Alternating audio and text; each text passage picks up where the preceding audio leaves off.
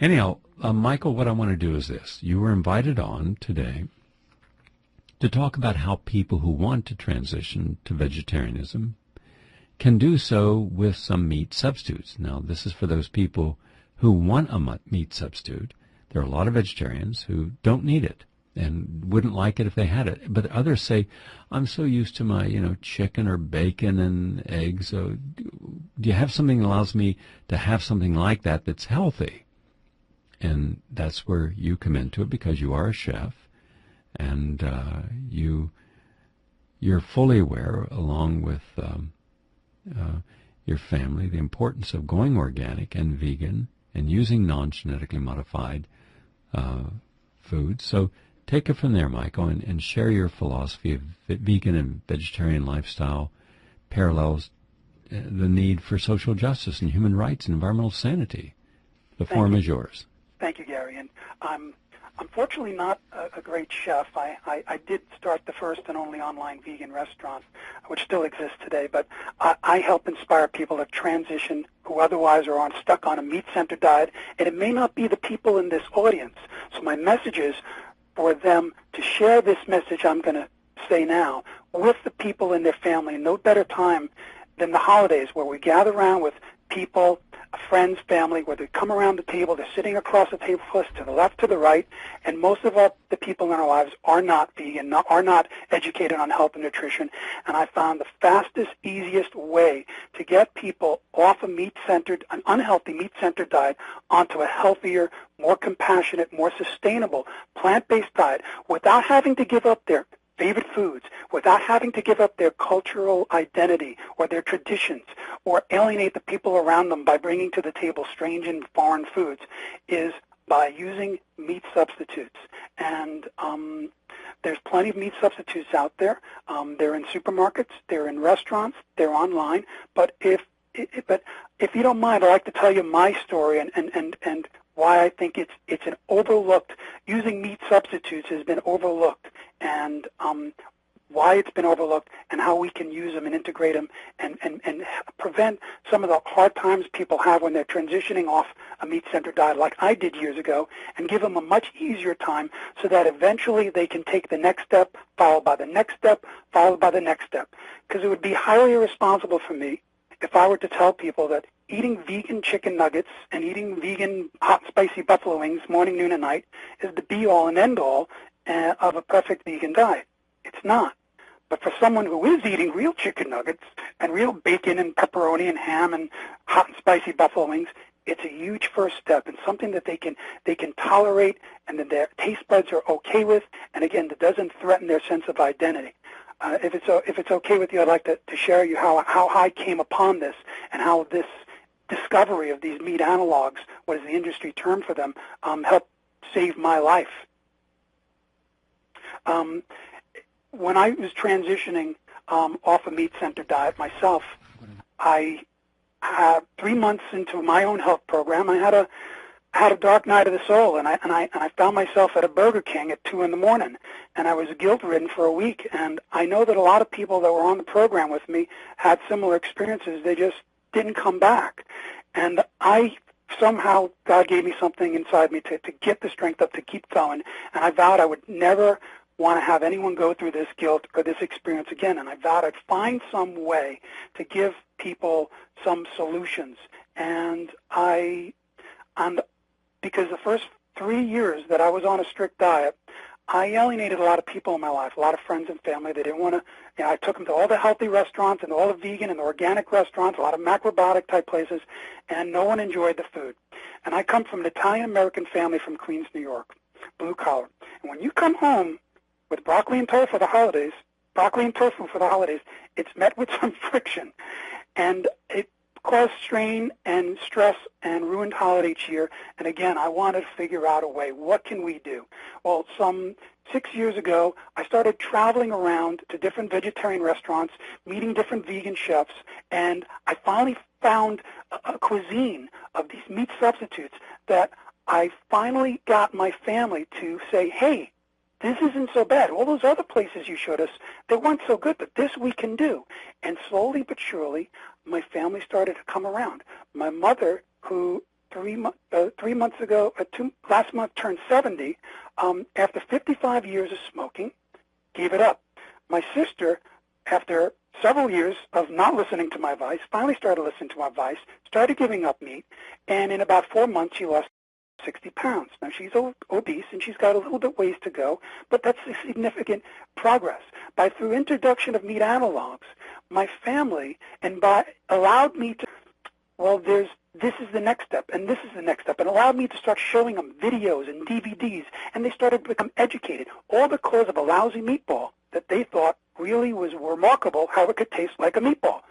And so if I had that success with my family, I figured, well, let me try to do what I can as a service to try to share this message and to inspire people to do the same. So now my family starts to shop in health food stores. My family in Queens is not vegan, and that's not what I'm gunning for.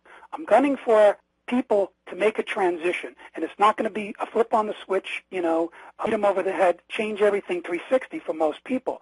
Some people are going to be best served by having a step-by-step and replacing the current meat paradigm that they're on with something that looks like, smells like, and tastes like. I remember being inspired by your video, which was the Supercharger immune system, when you took this guy off the street and you brought him into the health food store and you started showing them things, and one of the things that you put in his basket for him to take home was a hot dog. And I thought, and this gave me the idea. This is brilliant, and these things exist out there. And so that's what I'm here to tell people, that it's very easy, it's effortless, and even people who don't know how to cook, don't want to know how to cook, or don't have time can enjoy these foods, because some of them are in the stores or in the restaurants. Do not need preparation. You don't need to cook them. Then some stores that are online stores have them already made. All you have to do is put them in the microwave, preferably not, or defrost them, put them in a pot, a pan, or drop them in boiling water, because many of them are in vacuum-sealed pouches. What I would suggest people do is go into the supermarket. And is it okay that I name certain brands that I would recommend people explore? Yeah, as long as we don't mention the price, the brand's okay. Sure. There's numerous products, and the products I find the most exciting are the chicken nuggets. If you can find a vegan chicken nugget, please use that. It's really one of those remarkable things that people can try with someone who's not vegan and have them for the first time say, oh my God, this really looks like, smells like, tastes like the real thing. The pepperoni in the stores, and they have actual vegan pepperoni, is a remarkable thing that we can try. We can put on our pizza, preferably a vegan pizza. Another thing, they actually finally make cheese that melts, a vegan cheese that melts, and for the longest time it was very hard to find a vegan cheese that melts. Daiya makes a good cheese. You can find these in health food stores, and it's become so prolific now, the meat analogs, that we can just ask our local supermarket, say, hey, can you get any of these products? Some names are Field Roast, which makes a fantastic chorizo, Mexican chorizo, or chipotle chorizo. And as a matter of fact, I have a wonderful dish that I use, which I've gotten from Shelley, your daughter's book, Shelley Null's Healthy Cooking for Kids, and it's the Paia Valencia. And I just take the chorizo and I just chop it up. I saute it a little bit, and then I put it in the rest of the paella dish. And it's so unbelievable that we're thinking about possibly selling it on our online store. Field Roast exists, and they make wonderful, very meaty, hearty meat substitutes, like roasts, if you will. Tofurky is another one. I had some Tofurky over the holidays. It's a great turkey replacement. If you're in the New York area, you can try VP2, which is down on 4th Street. There, it's a Chinese restaurant, but it's all 100% vegan. Right on the same block as Red Bamboo. They've got everything from fish and chips to salmon steaks, all vegan. If you're in the Chinatown area of Philadelphia, you can go there. If you want something shipped to your door, just go online to Google, go type in vegan online restaurant, and you can find mine and many others that well, not that many others, but you'll find restaurants that actually make vegan food, from meatballs to chicken nuggets to chicken cacciatore to hot and spicy buffalo wings to beef Wellington, Gary, to chicken pot pie, and they're already made. Well, And, what I find, now, see, personally, I don't eat any of these substitutes because I'm gluten-free, and sometimes they'll use seitan as one of the meat replacers.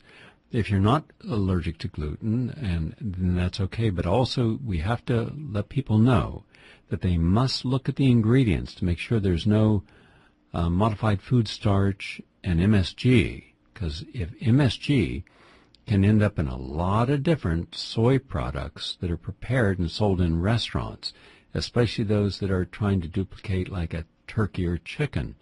That doesn't mean they all have it by any means.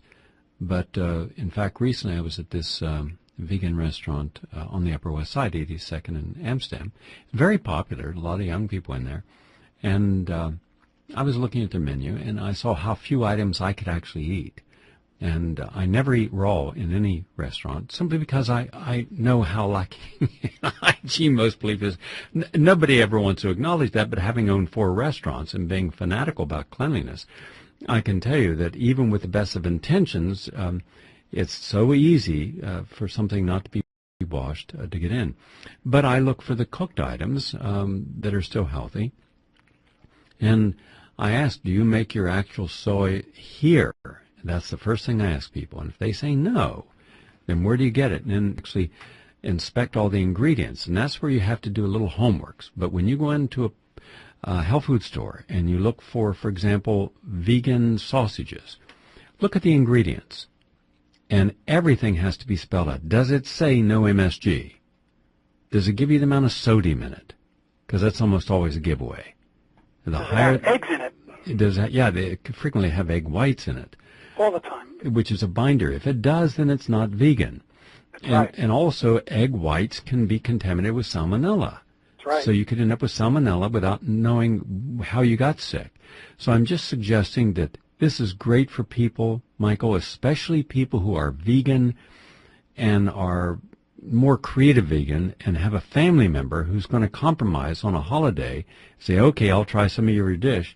And so this gives that family member a chance to have that alternative menu and makes it easy for them. Or some people are reluctant cooks. They don't want to cook. They want everything out of a package and want to heat it up. Whatever the motivation of someone to make a change, we should all try to help them in the changes that we are making, they're making, and by getting them as healthy items as possible.